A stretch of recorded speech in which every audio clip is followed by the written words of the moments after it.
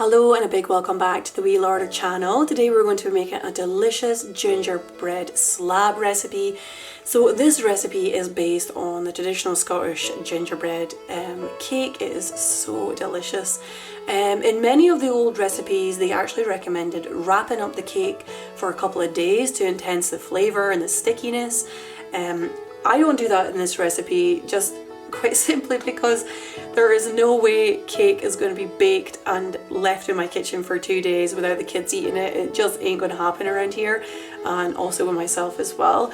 So if you want to try that, if you want to try creating a sort of stronger flavour, you could try wrapping it up in tin foil, keeping it for a couple of days and having it then, but I just cooled it and then iced it and it was absolutely delicious. I love this recipe at this time of year.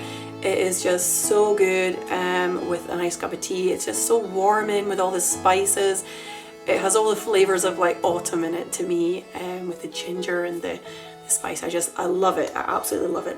So I hope you enjoy this recipe. And if you do, please let me know in the comments below. Let's get started on our delicious traditional Scottish gingerbread slab. So this recipe is really easy to make.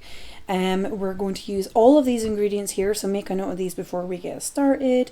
And we're going to add, or we're going to grease up our tray rather with some butter. So we're just greasing around the edges. You could also add a little bit of greaseproof paper in there as well if you don't want it to stick. I found it was enough just to grease the tray with butter. So we're going to add all of our treacle into our pan here. Now I'm actually just using my pan is cold at the moment, so I'm just measuring everything out on my digital scales here. And I've also added in the golden syrup here as well, but for some reason I didn't get that on camera, so I do apologise about that. I definitely put it into the pan because I saw it in there. So you're going to add your golden syrup in at this point as well, along with the black treacle. We're then going to add all of our butter into our pan there, and we're going to melt that down. So we're not looking to cook this or anything, we really are just melting all of the syrups together and the butter as well. So just make sure everything is really well combined.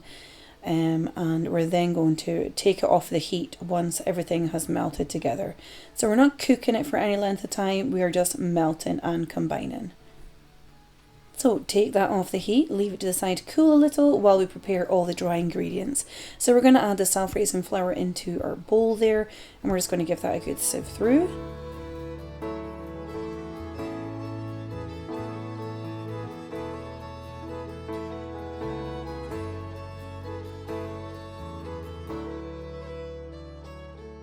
We're then going to add in our spices. I'm just measuring by eye here. If it's just a teaspoon or two, I usually just measure by eye. I'm just so used to like knowing what that looks like. So we're now going to add in our brown sugar or dark brown sugar. And we're going to give that a good mix through just to make sure we get any lumps out of the mixture. So it should look something like this once it is really well combined together.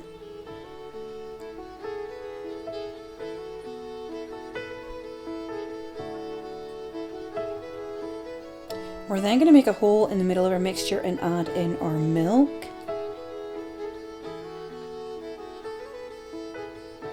And we're also going to pour in our treacle, syrup and butter mixture. So this should just pour in nicely. Just make sure you give the pan a good scrape down as well, because you want to get all of that in there. So just make sure you get every last piece of your treacle mixture into the dry ingredients. We're then going to give that a good mix through, and I'm actually just going to use my handheld mixer as well, just to make sure everything is really nice and smooth before we pop it into the oven. So we're preheating the oven at 160, and that's a fan oven as well. And we're going to bake this for approximately an hour. So you're looking for our cake pan to come out clean. You want to keep a close eye towards the end of the hour just to make sure it's not burning or anything on the top. An hour was fine for me.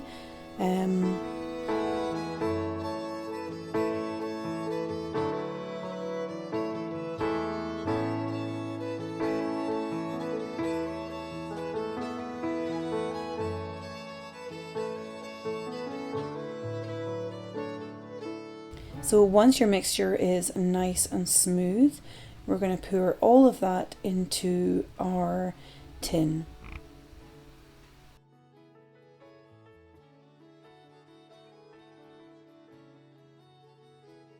So if you just pour all of that into your tin there, and then just spread it out so that it is even across the tin.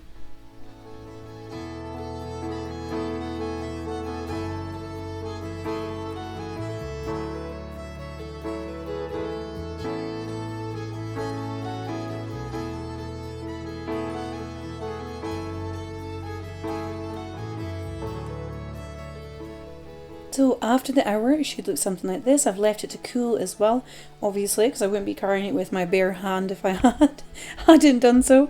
And we're just going to use something to loosen it around the edges.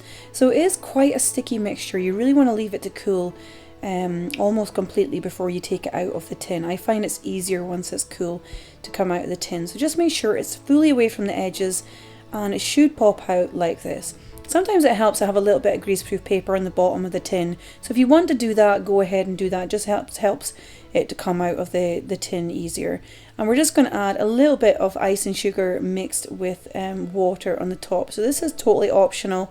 I didn't actually have this in the ingredients list, but it's basically just icing sugar, a couple of tablespoons of icing sugar with a little bit of water, and I just drizzled it on the top there. So you can leave that to dry before you slice it. My kids couldn't wait, so I had to slice it straight away. So I've just cut it into sort of square slabs. You can cut it into fingers if you want to. It doesn't really matter. And just make sure you keep it in an airtight container as well, if there's any leftovers. So this really, it travels well. As I've said, some of the older recipes for like gingerbread actually ask you to keep it wrapped up for a couple of days to mature before eating it to enhance the flavor. But yeah, there's no way this is going to last 2 days in my kitchen.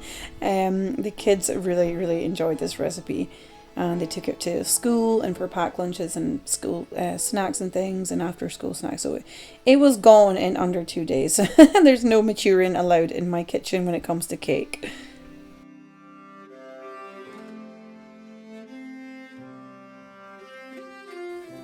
So I hope you enjoyed making your lovely gingerbread slab. If you did, please feel free to give this video a big thumbs up. And if you enjoyed this video, let me know in the comments below. I love hearing from you, and I love hearing what kind of videos you like, just so that I know what to make more of in the future for you.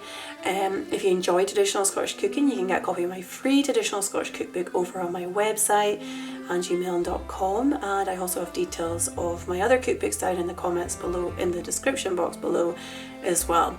So there's also a link to the recipe in the description box, so you can print it out on my website as well, if that helps you in the kitchen.